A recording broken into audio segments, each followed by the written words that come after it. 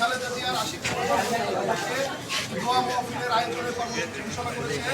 আমরা ময়মনসিংহ মহানগর ছাত্রদল সুন্দরভাবে আপনাদের সকলের সহযোগিতায় এই খররৌদ্রের মাঝখানে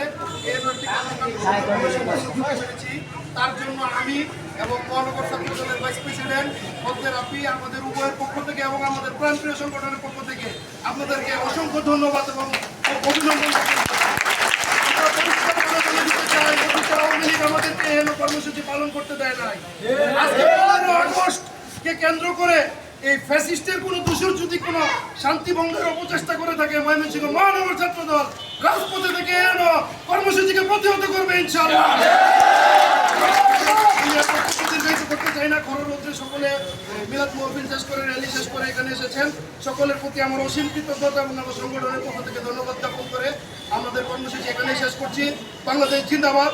দেশনায়ক তারেক রহমান ফিরে বীরের বেশে বাংলাদেশে। শহীদ জিয়া অমর হোক, দেশনেত্রী খালেদা জিয়া জিন্দাবাদ। সকলকে ধন্যবাদ।